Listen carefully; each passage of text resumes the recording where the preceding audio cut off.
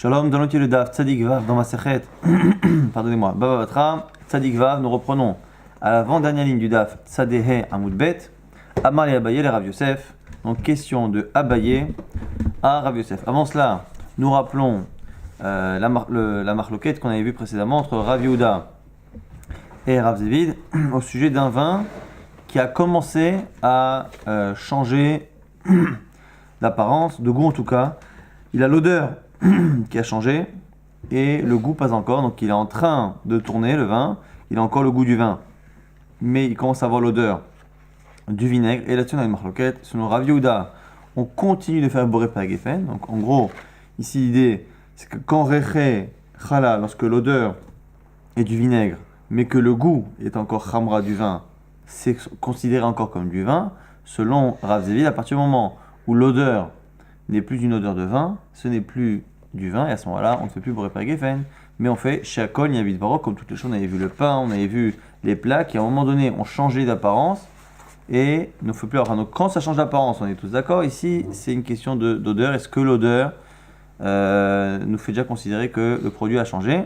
Amarle Abaye les Rav Yosef. Maintenant, Abaye pose la question à Yosef. Ha Rav Yehuda, ha Rav Zevid. Nous avons Rav Yehuda d'un côté, Rav Zevid d'un autre côté. Mar, maintenant toi, mon maître. Keman Zvirale, comment toi penses-tu? Est-ce que tu penses, toi, qu'un vin qui est en train de tourner, mais dont le goût est identique, enfin, en tout cas est encore un goût de vin, mais que l'odeur a changé, est-ce que c'est encore boré pagafen, encore du vin, ou est-ce que ça n'est plus du vin, c'est plus boré pagafen? Réponse énigmatique de Rav Yosef, Amal Rav Yosef, Matnita Yadarna. Moi je connais la braïta. Intéressant que Rav Yosef ne répond pas directement, il dit une braïta. Et le seul problème, c'est que la braïta qu'il va donner est une braïta qui va supporter 3 voire 4 explications différentes. Donc répondre à une question par une braïta et une braïta qui elle-même a plusieurs manières d'être comprise est une réponse un peu mystérieuse en tout cas. Hein. Détania, voici la braïta. Abodek et Achavit, celui qui vérifie un chavit. Donc ici on parle de quelqu'un qui a des tonneaux de vin et il veut prélever le maaser sur son vin. Et donc pour prélever sur du vin, il faut prendre une partie du vin, partie des tonneaux, et dire voilà, ce tonneau-là sera maaser pour les autres.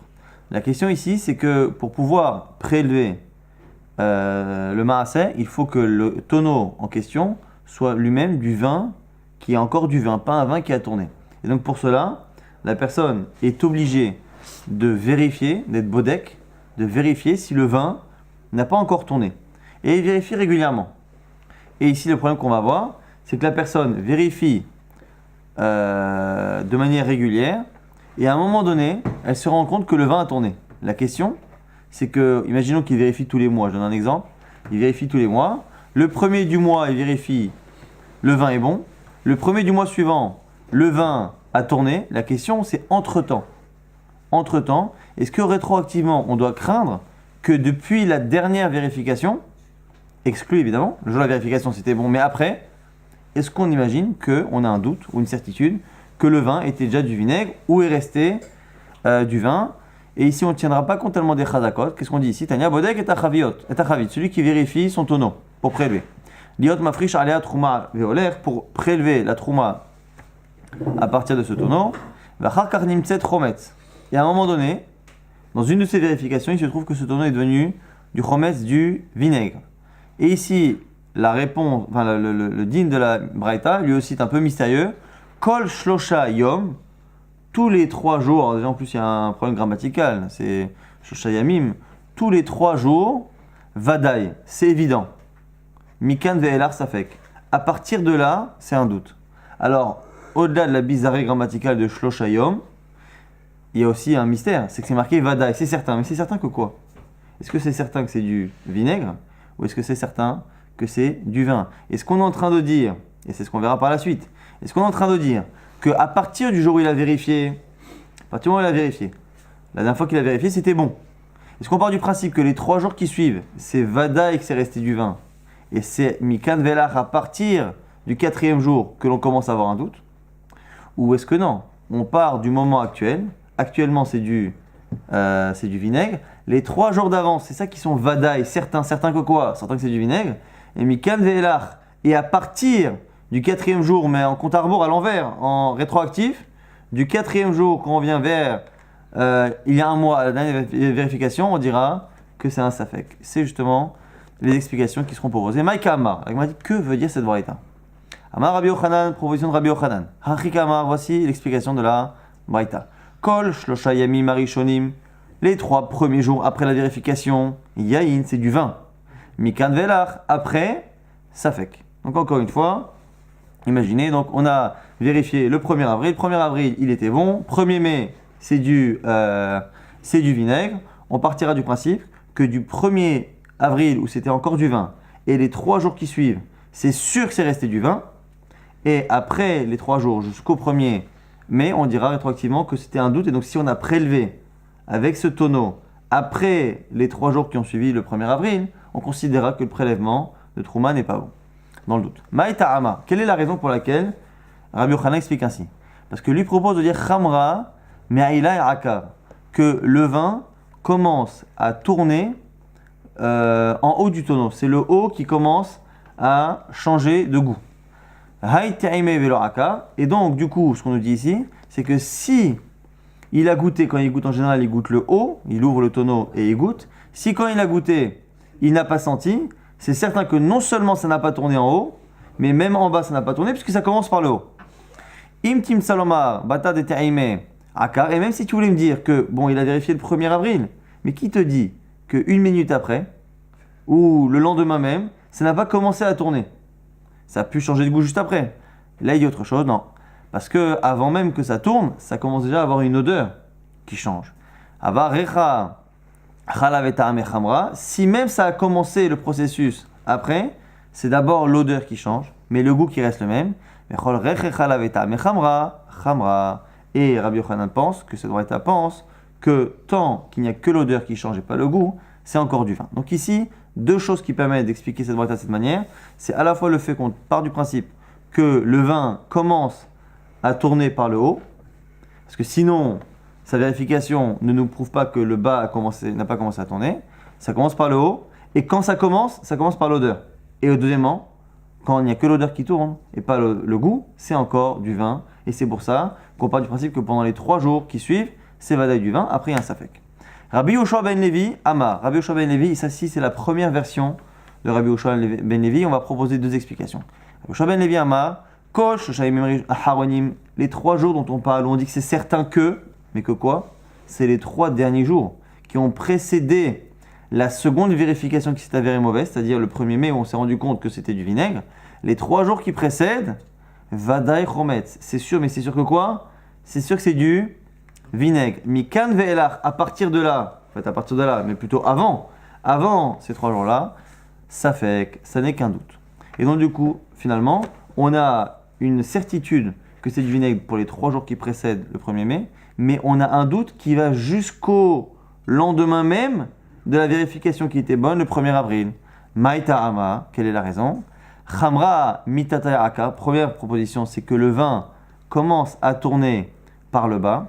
Ve'imur akar, ve'lav adate. Il se peut que même lorsqu'il l'a goûté, il se peut que dès le départ, au moment où il goûte en haut, le bas a commencé déjà à changer.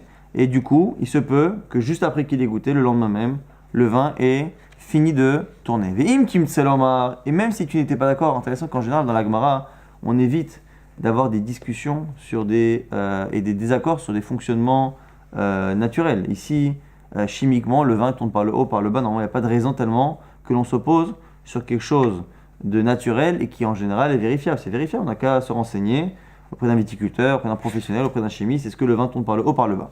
Donc du coup, la Gemara dit, même si tu ne voulais pas accepter cela, et vous allez voir que là-dessus, la Gemara, c'est cette seconde réponse qui a l'air d'être retenue. Disons, allez, qu'on est d'accord avec Rabbi Yochanan, que le vin tourne par le haut. Pourquoi on estime qu'il y a un doute jusqu'au moment même qui suit le moment où il a goûté le 1er avril, parce qu'il se peut que juste après, ça ait tourné. Ah, on a dit, pourtant, ça commence d'abord à tourner au niveau de l'odeur et pas du goût. C'est parce qu'il pense, lui,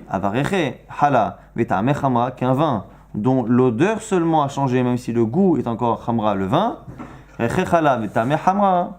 Hala, c'est du vinaigre déjà, et donc c'est chez Akol. Et donc du coup, au passage, on a déjà la marloquette entre Rav Zévid et Rav Yehuda qu'on retrouve plus ou moins ici. C'est-à-dire que, rappelez-vous, quand on parlait d'un vin qui avait changé d'odeur et pas de goût, selon Rav Yehuda, c'était encore boré par Geffen.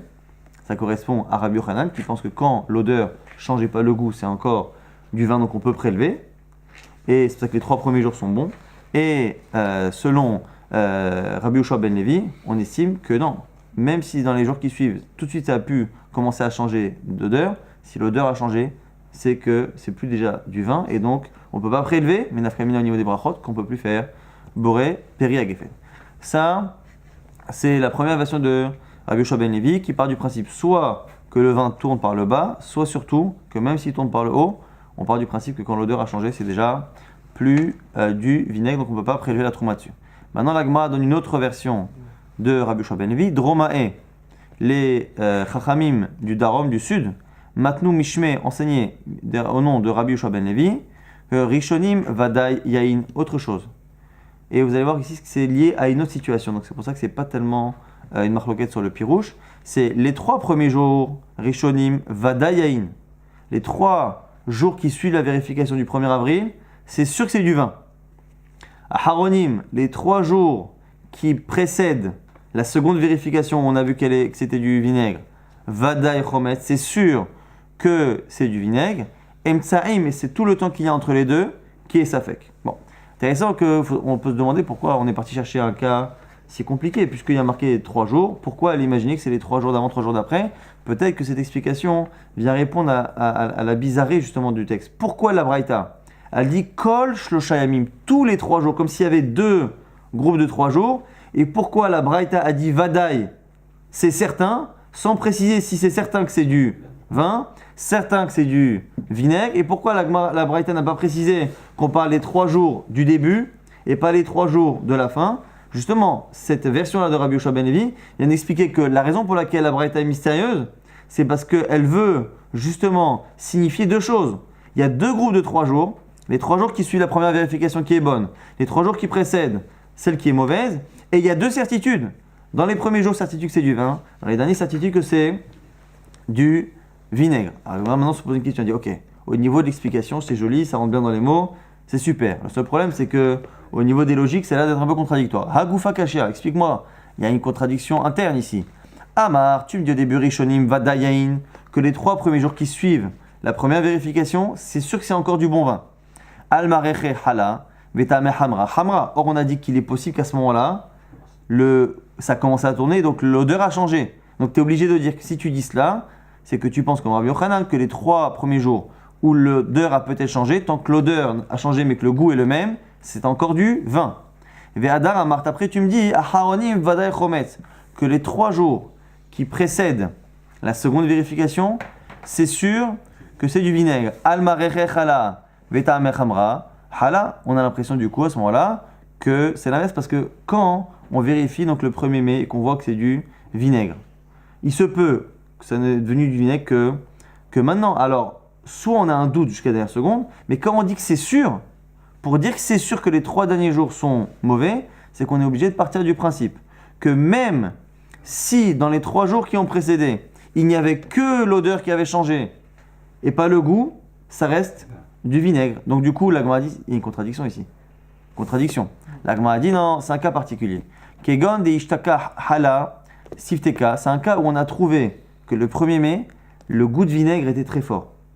Et quand le goût de vinaigre est très fort, ça veut dire qu'on n'est pas juste dans les premiers jours qui suivent le moment où le vin a tourné, c'est qu'on a dépassé non seulement les 3 jours où le vin change d'odeur, mais on a même dépassé ce temps-là. Ce qui veut dire que quand le goût là, il est chala sifteka, ça veut dire que déjà dans les 3 jours qui précèdent, c'était déjà même le goût et l'odeur qui avaient changé, au point que maintenant c'est un vinaigre qui est fort. Des ilav de akart latayome, s'il n'avait pas déjà tourné complètement 3 jours avant, lo ave mishtaka hala sifteka, il ne serait pas aujourd'hui un chala sifteka, donc un vinaigre si fort. Donc la Gemara a rapporté cette explication qui permet encore une fois de coller mieux avec les mots de la Braïta, de dire finalement qu'il y a 2 groupes de 3 jours, les 3 premiers et les 3 derniers, et avec à chaque fois une certitude, Et c'est pour ça qu'on n'a pas précisé laquelle, certitude, parce qu'en fait, les 3 premiers, c'est sûr que c'est du vin, les 3 derniers, c'est sûr que c'est du vinaigre. Mais encore une fois, c'est lié à une situation particulière qui dit justement que les 3 derniers jours, c'est sûr que c'est du vinaigre, parce qu'aujourd'hui, c'est déjà un vinaigre mûr. Et donc, c'est pour ça. En tout cas, si on met de côté cette explication qui est particulière et qui est liée à une situation également particulière, on revient et on a une braïta. Et on a une braïta finalement qui nous donne 2 explications. Encore une fois, on a une braïta. Cette braïta nous dit que lorsqu'on a quelqu'un qui a fait une vérification 1er avril, qui voit que c'est du vin pour prélever sa trouma, le 1er mai, il voit que c'est du vinaigre, on se pose la question qu'est-ce qu'on fait entre-temps. Et ici, on a 2 avis. On a 2 avis qui sont liés justement à quel est le statut d'un vin dont l'odeur a changé, mais pas le goût. Rabbi Yochanan nous dit, même si le lendemain, parce que le lendemain de la vérification, il se peut que le vin ait commencé à tourner, or quand il commence à tourner, c'est l'odeur. Et selon Rabbi Yochanan, ça dure 3 jours. Et pendant ces 3 jours, puisqu'il n'y a que l'odeur qui a changé, qui risque d'avoir changé, on continue de dire que c'est bon. Donc s'il a prélevé dans les 3 jours qui ont suivi sa première vérification, le prélèvement est bon. Et nous, au niveau des brachot, ça voudrait dire que le vin est encore du vin, et donc Boré Péri à Geffen. Vient Rabbi Yoshua ben Levi, dit non. Moi je pense que quand ça commence à changer d'odeur, c'est plus déjà du vinaigre. Et donc pour moi, à partir du 1er mai, où c'est du vinaigre totalement, même au niveau du goût, je pars du principe qu'il est certain, pour que ce soit aujourd'hui le goût qui a changé, que dans les 3 jours d'avant, il y ait au moins eu l'odeur qui est déjà changée. Même si le goût n'a commencé à changer que maintenant, il y a au moins l'odeur qui a changé depuis 3 jours. Et selon moi, quand l'odeur change, c'est plus du vin et donc on ne peut plus prélever. Et encore une fois, au niveau des brachot, qui est notre sujet, on ne fait plus Boré Péri à Geffen et chez Akol. Et encore une fois, rappelez-vous que c'était ça le sujet, c'est-à-dire qu'il y avait une marloquette, Rav Yehuda, Rav Zevid. Lorsqu'un vin change d'odeur et pas de goût, quelle est la bracha? Rav Yehuda dit c'est encore du vin, donc on fait Boré Péri à Geffen. Rav Zevid dit c'est plus du vin et on fait chez Akol, Niamidvaro. Abaye était venu voir Rav Yosef en lui disant et toi, comme qui penses-tu? Et réponse de Rav Yosef, moi je pense comme la braïta. Le seul problème c'est que la braïta, ayant mis de côté la 3e explication, on a quand même 2 explications, Rabbi Yochanan et Rabbi Yoshua ben Levi, qui sont contradictoires. Donc la Gemara nous dit Keman Pachatli, comme qui il a expliqué la braïta pour pouvoir après avoir un avis. La Gemara nous dit, du coup, comme il n'a pas dit, Pligeba, on a encore une marloquette. Pligeba, Rav Mari et Rav Zevid. Il y a une marloquette entre Rav Mari et Rav Zevid. Hadamar qui est Rabbi Yochanan, un pense qu'il a dit comme Rabbi Yochanan, Vechadamar qui est Rabbi Yoshua ben Levi, un pense comme Rabbi Yoshua ben Levi. Et il est probable que ce soit Rav Zevid qui explique Rav Yosef comme Rabbi Yoshua ben Levi, parce que si Rav Zevid explique que Rav Yosef a pensé comme Rabbi Yoshua ben Levi qu'on fait Shakol, ça explique pourquoi lui-même dans la halacha, il a expliqué que quand le vin a changé d'odeur, il fait Shakol Yabidaro. Rappelez-vous que c'est le même Rav Zevid qui s'est opposé à Rav Yehuda à la fin du daf d'hier. Maintenant, toujours dans le même sujet, Itmar Amocher Chavit Yain Chavero Veichmitsa. Maintenant, on a une vente de vin, quelqu'un vend du vin, et quelques temps après, le vin tourne. Et on va se poser la question, quel est le délai qui suit la vente? Quel est le délai dans lequel on considère que c'est de la faute du vendeur? Il a vendu un vin qui était en train de tourner. Alors on a une marque, Amarav, Rav nous dit, Kol Shlosha Yamim Arishonim, les 3 premiers jours, Birshut Amocher. On considère que c'est comme si le vin avait tourné dans la propriété du mocher. C'est un peu comme si je lui ai acheté du vin et que finalement on se rendait compte qu'il avait tourné alors qu'il était déjà chez lui au magasin. Mikan Velach, après 3 jours, Birshut Lokar. On considère que c'est l'acheteur qui a son vin qui a tourné. On a dit 3 jours encore une fois parce que c'est les 3 jours qui sont le temps où le processus se fait pour que l'odeur commence à tourner et pas le goût. Ou Shmuel nous dit, Shmuel Amar, Hamra Akatfa démarré, Shavar. Shmuel nous dit non. Le vin, Akatfa démarré, Shavar. C'est comme s'il il est sur les épaules de son propriétaire. Alors que veut dire cette expression? Le vin est sur les épaules du propriétaire. Le Rashbam, qui remplace ici Rashi, nous rapporte une Gemara un peu plus loin, Tzadikret. Il nous dit que c'est lié là-bas à une expression un peu étrange de la Gemara qui dit que le vin tourne en fonction du mazal de la personne. Et donc lui dit c'est pareil. Quand on dit que le vin, il est sur la responsabilité, sur les épaules de son maître, en gros c'est chacun son mazal. Et parce qu'il a eu son vin, le vin a tourné plus rapidement et peut-être que même ce processus de 3 jours qu'il est habituellement n'a pas existé. Alors que Rav, encore une fois, dit que puisqu'il faut 3 jours pour que l'odeur change avant que le goût change, le vendeur qui a vendu un vin qui avait déjà commencé à tourner. Donc il est fautif. Lui vient Shmuel, il dit non, c'est le mazal, selon encore une fois la lecture de Rashbam. Vous allez voir le Tosfot là, qui est au bout de quelques lignes, Shmuel Amar, il a dit non, c'est pas possible. Pourquoi? Parce qu'il n'y a pas de raison que le mazal de la personne. Alors le mazal selon Rashbam, c'est les fautes. C'est les fautes de la personne. Il fait des fautes et donc du coup c'est bien en tendance à tourner. Et selon Rabbeinu Tam, ça n'a pas de sens de dire que la faute ou le mazal de la personne va changer les propriétés chimiques. Si en général un vin, avant de tourner, commence à changer d'odeur, il n'y a pas de raison que l'on se passe de ce fonctionnement chimique parce que la personne a fait des fautes. Donc selon Rabbeinu Tam, encore une fois, à la fois la Gemara d'ici, à la fois la Gemara là-bas, n'a pas ce sens-là. Lui explique là-bas que quand on dit ici que c'est les épaules de la personne qui ont une influence sur le vin, c'est que quand on achète du vin en général, il passe des ustensiles, des tonneaux de la personne à ceux de l'acheteur. Et ce qu'il dit ici, c'est que la manière qu'il a de le porter, s'il porte les tonneaux, ou la manière qu'il a de transvaser le vin, c'est justement la manière qu'il a de le faire, les ustensiles avec lesquels il transvase, c'est ça qui peut justement faire en sorte que le vin tienne ou pas. Et donc du coup, c'est ça qui peut éventuellement justifier qu'il se peut que le vendeur ait vendu un vin qui était de très bonne qualité et que finalement le processus de transformation s'est accéléré par la vente elle-même, parce que la vente est accompagnée d'un transfert d'un ustensile à un autre, ou le fait de porter, de secouer le vin, c'est ça qui a pu provoquer. Avad Rav Yosef Ouda Kevate de Rav Beshicha et Kevate de Shmuel Bechamra. Rav Yosef, donc il avait cette marloquette Rav ou Shmuel, et il a appliqué la halakha de Rav pour Shicha. Shicha, c'est tout ce qui est alcool qui provient en général d'autre chose que du jus de raisin. Kevate de Shmuel Bechamra, et il a fait comme Shmuel pour le vin, Ve'ilcheta Kevate de Shmuel, et la halakha est comme Shmuel, ça qu'on estime que même les 3 premiers jours qui suivent la vente, c'est l'acheteur qui est perdant si le vin a tourné. Tanora Banan, une braïta toujours dans le même sujet. Echad Shechar Tmarim, on va parler de plusieurs alcools. Echad Shechar Tmarim. Donc Shechar Tmarim, c'est un alcool de figue. Echad Shechar Seorim, ou que ce soit de l'alcool qui est fait à base d'orge. Echad Shimre Yain. Et un autre alcool qui est fait à base de Shimre Yain, à base de la lie du vin. On prend le fond d'un tonneau de vin et on va rajouter de l'eau. Et avec cette eau qu'on a rajoutée, on va refaire une sorte de vin qui n'est plus du vin classique avec du jus de raisin. C'est vraiment, on recompose une sorte de boisson au goût de vin et on fait en sorte justement d'avoir du vin. On fait sur ces choses-là, chez Hakol Yabidvaro. Donc là, on est passé dans Masechet Brachot depuis la fin du Davier. Acherim Omrim, d'autres rabbanim ne sont pas d'accord et disent Shmarim sheyesh bahem ta'am yain. Des shmarim, donc le fond du tonneau, la lie, qui a un goût de vin, mevarech aleim boré peri gefe, on fait boré peri hagefe. Rabba et Rav Yosef, de Amorit Tavayu, en alakha ki acharim, la halakha n'est pas comme acherim, mais la halakha elle est comme Tanakama ou Chachamim, qui disent que l'on fait chez Hakol Niya Bidor. Donc on a ici une marloquette entre Tanakama et acherim.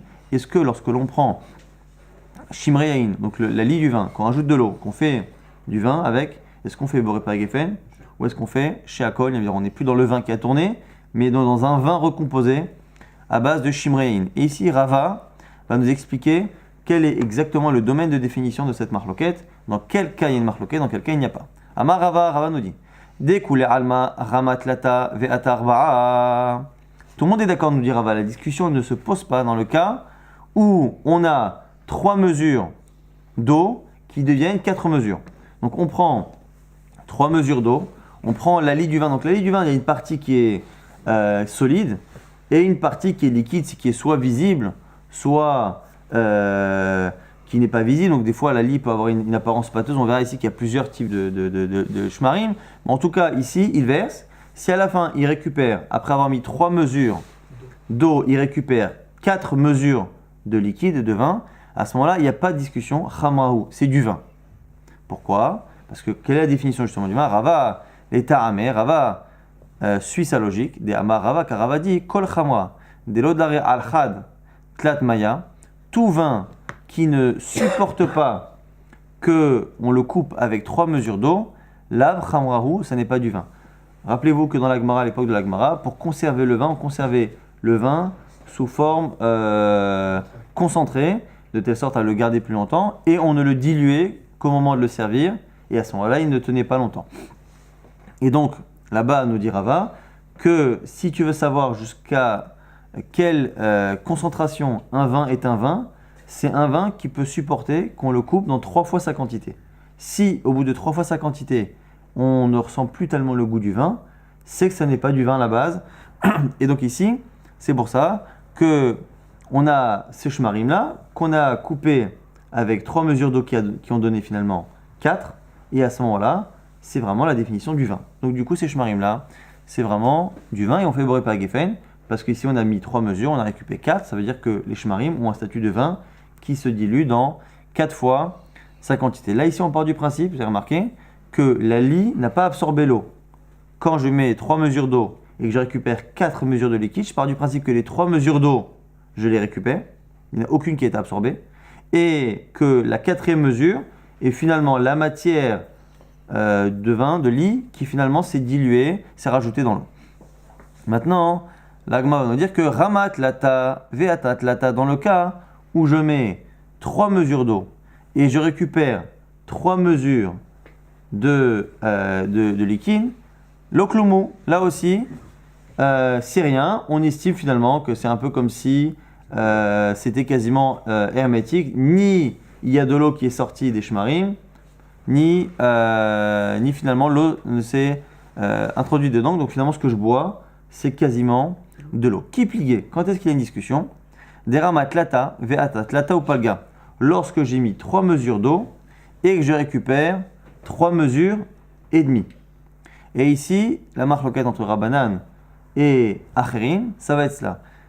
Quand je mets 3 et que je mets 3,5, est-ce que je considère que dans les 3,5 que je récupère, j'ai récupéré 100% de mon eau, 100% de mon eau, ou est-ce que j'estime que non, il y a une partie. Donc je termine. On a récupéré 100% de l'eau que j'ai mis, et donc la demi-mesure en plus, c'est shmarim, c'est le vin.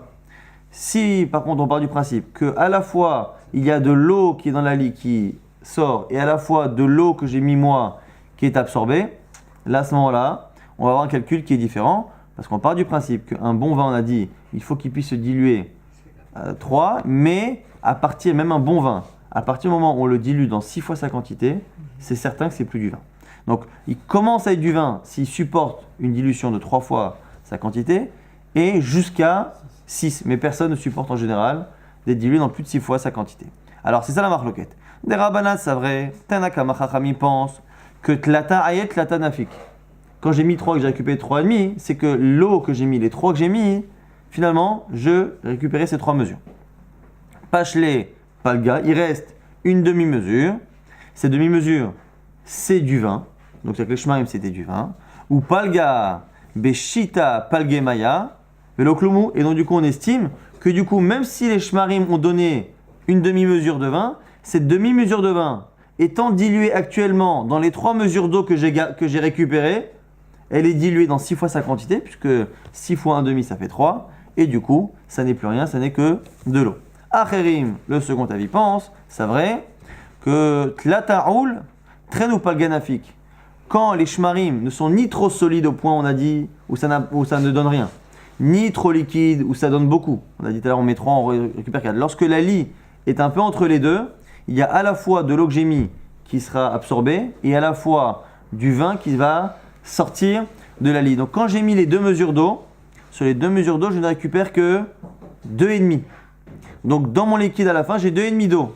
Mais puisque j'ai 3,5, ça veut dire que finalement la lie ne m'a pas donné 1,5, il m'a donné 1. Et du coup, j'ai une mesure de vin, j'ai 2,5 d'eau, et donc du coup, j'ai une dilution qui fait que c'est encore du vin. Tlata'ol traîne ou palgan, fait que lorsque j'ai mis les 3, j'ai récupéré que 2,5. Pachelé ou kuza, il reste une mesure. Et kuza, betré ou palga, et une mesure dans 2,5. Hamra me'aliahu, c'est un bon vin, c'est pour ça qu'on fait boré, péri, hagefen. Et là, justement, après la Gemara va objecter en disant bioter, mikede, midato, mipligué. Est-ce que l'on peut vraiment imaginer que lorsqu'on a plus que ce qu'on a mis, on a une marloquette? Et justement, ça, ce sera ce qu'on va laisser dans le daf de Shabbat. Mais en tout cas, pour l'instant, on va rester sur ces conclusions. Et on va tenter de résumer ce daf-là, rappelez-vous qu'on avait une marloquette entre Rav Yehuda et Rav Zévid. Est-ce qu'un vin qui commence à tourner, rappelez-vous que le processus, c'est qu'un vin au départ a un bon goût, une bonne odeur. Quand il commence à tourner, il commence à avoir une odeur qui change, mais le goût reste un goût de vin. Quelle est la bracha de ce liquide-là? Selon Rav Yehuda, Geffen, c'est encore du vin. Selon Rav Yosef, on fait Sheakol, Nafkamina, autre marloquette qui est liée au même sujet. Est-ce que l'on peut prélever la trouma pour du vin à partir de ce vin-là lorsqu'il a changé d'odeur et non pas de goût? Là aussi, c'est une marloquette entre Rabbi Yochanan et Rabbi Yoshua ben Levi dans la compréhension d'une braïta. Et cette braïta, c'était celle qui était censée nous donner l'avis de Rav Yosef. Donc Rav Yosef, au lieu de donner son avis entre Rav Yehuda et Rav Zévid, il a cité une braïta. Cette braïta-là supporte plusieurs explications. Et on avait vu qu'on avait aussi deux manières de voir. Est-ce que le vin commence à tourner par le haut, par le bas, même si à la fin la Gemara avait l'air de pencher plutôt que ça tournait d'abord par le haut. Et donc Nafkamina, lorsque quelqu'un vérifie son vin pour la trouma et qu'à une date précise c'est du vin, à une date un peu plus tard c'est du vinaigre, que fait-on pendant ce temps intermédiaire? Si on part du principe que lorsque le vin commence à tourner, à changer d'odeur, on estime que c'est encore du vin, même s'il a vérifié un jour et qu'il se peut que le lendemain matin même, ça ait commencé à tourner, si on part du principe que quand ça change d'odeur, c'est encore du vin, on peut prélever la trouma dessus, comme on fait Boré Péri à Geffen dessus. Donc les 3 premiers jours seront cachers pour prélever. Par contre, après ces 3 jours, on aura un doute jusqu'au moment où la vérification a été mauvaise. Si on part du principe que lorsque le vin commence à changer d'odeur, c'est plus bon, on ne peut plus faire ni Boré Péri Geffen, ni prélever la trouma. On prendra la date où c'est du vinaigre et on se dira, même si dans le meilleur des cas, ça n'est devenu du vinaigre que maintenant, l'odeur a forcément commencé à changer il y a 3 jours, et donc dans les 3 derniers jours, c'est sûr que c'est du vinaigre. Les jours d'avant, ça n'est qu'un safek. Et au passage, on avait vu une marloquette entre Rashbam et Rabbi Moutam, sur quand on dit que le vin ou le statut du vin est supporté par son propriétaire, c'est-à-dire qu'il faut imputer le changement du vin à son propriétaire. Selon Rashbam, c'est lié au sens premier de la Gemara d'Av Tzadikret, que c'est le mazal de la personne qui provoque que le vin tourne. Selon Rabbi Notam, encore une fois, puisque ici, on est en train de parler d'un processus chimique, que le vin commence à tourner par son odeur, puis par le goût, et il y a un processus de 3 jours où le vin change d'odeur sans changer de goût, Rabbi Notam refuse de dire que le mazal, quand ici on parle de mazal selon Rashbam, ce sont les fautes, refuse de dire que les fautes de l'homme vont avoir comme ça une implication dans le fonctionnement chimique de son vin. Donc lui dit que c'est au moment de la vente, lorsque la personne porte les tonneaux, lorsque la personne transfère le vin, c'est la manière et le savoir-faire de la personne qui pourrait éventuellement accélérer le processus qui va faire que le vin se transforme en vinaigre.